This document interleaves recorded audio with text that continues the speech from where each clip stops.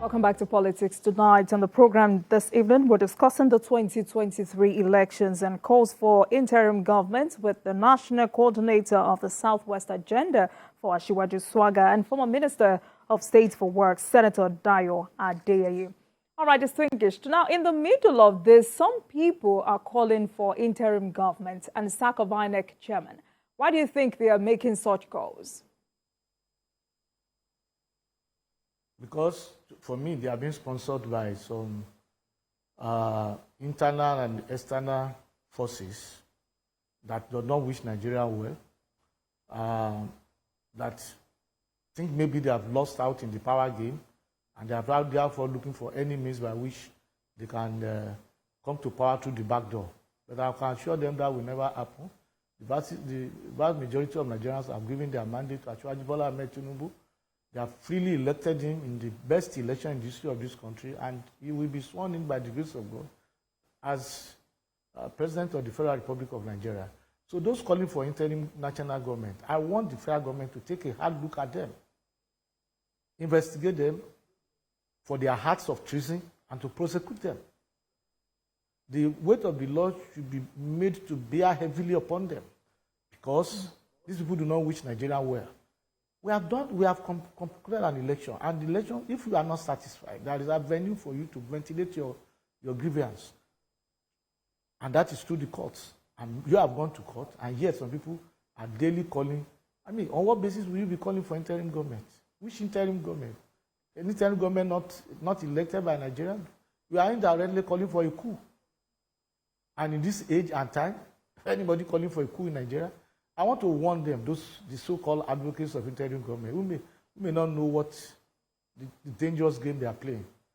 If you ride at the back of the tiger, you are going to be the fed that the tiger will consume, the first person the tiger will consume. So let us continue with our constitutional government, a government of certainty, a government freely elected by the people, a government of the people, by the people and for the people, not a government of people you do not even know at all, who may come from nowhere and who do not owe you anything. They did not seek your mandate until they can treat you anyway. We have lived through military rule. We have seen, we are able to compare both the military and civilian regimes, and of course, nobody wants any return to military rule in Nigeria. Neither are we going to allow any unconstitutional government, and a government not freely voted for by the people of Nigeria, not put in place by the people of Nigeria, to come and rule over us. We are not slaves. We are not animals. We are civilized people, and we have made a constitution for ourselves to freely elect our leaders every 4 years, from local government to the national level. And that is what we continue by the grace of God. So what impact do you think this will have on the polity? It will full out. You see, again, let's look at it. It's not as if this thing is peculiar to Nigeria, absolutely. People now, there is an assault on democracy, not only in Nigeria, but everywhere. People not wanting to accept the outcome of elections. We saw it in America, even the greatest democracy on earth. President Trump refused to accept the outcome of the 2020 election in America. And up to today, as we speak, Trump continues to dispute the legitimacy of that election. So much so that even some of the Republican members of Trump's party, stormed the Capitol, which is the legislature of legislative chambers of national legislative chambers in America, stormed the place, destroyed a lot of properties, destroyed things there, killed people, and many people lost their lives. So we have seen that. We also saw it in Brazil last year. So we have entered an era in which there seems to be those people who think that they are not winning elections to mount a terrible assault on democracy and to destroy it. And this is a bad thing Nigeria has again copied from our foreign countries. Otherwise, we are saying we are not going to allow it here. We in Nigeria, we are a young democracy. We cannot afford such assault on our democracy. And therefore, that is why the security agencies should keenly watch these things, watch these elements who are trying to create anarchy and chaos, and bring them to book fast. All right, some protesters also, went to the defense headquarters to ask for military takeover. Why do you think anyone will want military rule at this time? I have said it already that if they want military rule, I will not be one of those who will live under a military rule anymore in this country. By the grace of God, we have fought against military rule. We will never live under military rule. A civilian government is always better. A democratic government is always better. Because even if you are not happy with the outcome and election, it's only 4 years by which, okay, you can galvanize people again and fight your way through, and you may be able to now win, and then you'll be in power. Nobody in the democracy is going to be in power forever. Those people who went to the defense headquarters to kneel down begging for military rule, they should have been arrested, and by now being arrested, incarcerated, and prosecuted. They demand the constitution. That's treason, and the heaviest punishment should be inflicted upon them. The full weight of the law should be brought to bear upon them, because that is pure sabotage. That's very unpatriotic. That is the most despicable thing anything can do in this democracy. And I believe they should be identified. Even if they have gone, they should still be identified. Their videos are available. The security agencies should go after them, arrest them, and bring them, inflict the severest punishment upon them. All right, so what do we blame for this? Is it lack of a sense of history, or the protesters were too young to know the dangers inherent in military rule? These protesters, the one you saw who knelt down in front of the defense headquarters, they are not the ones I want to blame. They are sponsors, and that's why the security agency should investigate them, arrest them, and bring them over, and they will spill the beans. They are just the people being used, collected on the streets of Abuja, paid a few naira, maybe 2,000, 3,000, giving some other gifts, and they are asked to go and put their life on the line. But the powers behind them are sitting in their rooms, thinking that they can get power from the back door. So those people you saw there are not the ones. There are people, some powerful forces behind them who are instigating them to continue with these acts of illegal and very, very despicable acts. And that is why I'm amazed, I'm surprised that they were not immediately arrested and put to jail. So, as against those who are asking for a military rule, some protesters have faulted the calls for interim government and insisted on inauguration of Tinubu on May 29. But for how long do you think this accusation and counter-accusations will continue? Well, like I've said, I am not too. It's not too new to Nigeria. In the case of America, even up to now, after 4 years, almost 3-4 years, they are still agitating. But I believe by the moment Ashwaju is sworn in on May 29, everything will fizzle out completely. There are some people who have been deceived by prophets of doom. We now have a group of people in Nigeria who are prophets, fake and false prophets, all over the place. And I have seen a video of one of them who said, yes, Ashwaju will be declared president-elect, but he will not be sworn in, and he will be with one way or the other coming through an interim government. I laughed. That will never happen. Those are prophets of doom. And the earlier the security agencies begin to focus on these people who can cause anarchy in society, the better. Because we cannot continue to allow people to preach hatred, to preach falsehood, to manipulate the people, to commit crimes against their country. And then we just sit down there watching. That should stop. Those people should be invited and interrogated by the security agencies. So I believe that the moment Ashwaju is sworn in on May 29, all these agitations will fizzle out, and then everybody, of course, those who are sponsoring them, perhaps they will take a back seat. And those who have been used, the ones you see in the streets are not the problem. Those ones are paid in a society of extreme poverty like this. It's not too difficult to find 200 people, 300 people that you can give to 2,000 people naira to move to the streets and be demonstrating. And those are the people that you see on the streets. But by the time the president-elect is sworn in on May 29, everything will fizzle out. Senator Adeyeye, do you harbor any fear that the inauguration won't take place? I do not have any fear at all. Because the alternative is to take Nigeria to anarchy and chaos. And I don't think that would be in the interest of anybody. So I am absolutely sure. The president has already set up his transition committee. He has asked the president-elect to nominate 2 members into it, which has been done.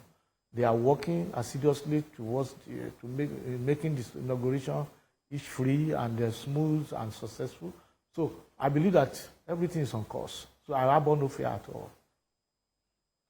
All right, so before we move on to other issues, let me quickly get your thoughts on this. The 2023 general election was marred by so much bad blood and hatred among Nigerians. But given the way the campaigns went, was this inevitable? For me, the campaign went very well. There was no rancor, there was no problem. People did not use abusive language against themselves during the campaign. The campaign was, by and large, very civil, all round. I couldn't actually blame any of the presidential candidates for any incendiary comments or maybe incitement of the people. But I think some people placed their expectation too high on winning. They thought they were going to win this election, and I don't know how they came to that conclusion. They thought they were going to win. When they were disappointed, it was too much for them to bear. And those who are their sponsors would not stomach it as well. And I think that's what led to what you have seen. People were having false expectations of what was going to happen.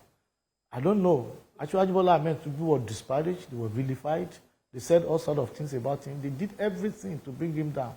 And so they thought, well, maybe they have succeeded. But Nigerian electorate knew better. They knew better, and so he was elected. And I think those people's expectations were dashed, and they were terribly disappointed, and they could not bear it. And that's why we are seeing these rantings all over the place. People, justly demonstrating and making wide allegations and wide declarations, saying that the election has been the worst in the history of Nigeria, without any shred of evidence. All right, so post-election, some prominent Nigerians have stressed the need for a government of national unity. What's your view on this? What is the need for a government of national unity? What do they mean by a government of national unity? By the Constitution of Nigeria, there's no way the president will constitute his cabinet that will not have representation from every state of Nigeria in his cabinet. That's unity. That's a government of unity by implication. What some people meant by government of national unity is that actually we now say, okay, you are my opponents. Come and sit down and let us form the government together. Simply because, and how is that going to even work in an election you have been disputing? You have created so much bad blood, chaos all over the place. I think the government that will be formed by Achiwaju, and they have said it's a government of national competence. Competence, people who can move Nigeria forward, who can change the trajectory of Nigeria, who can who can take Nigeria to the next level of rapid socio-economic development. That is the government that we need in this country, and that government will have people from all the states of Nigeria. It's a constitutional provision. It cannot be avoided. It cannot be jettisoned. There's no way it will not be complied with. So you cannot avoid compliance with it. So that will be about unity, because every state of Nigeria will find their representative in that cabinet. So, and for me, that is a government of unity. My own definition of government of national unity is what I have told you.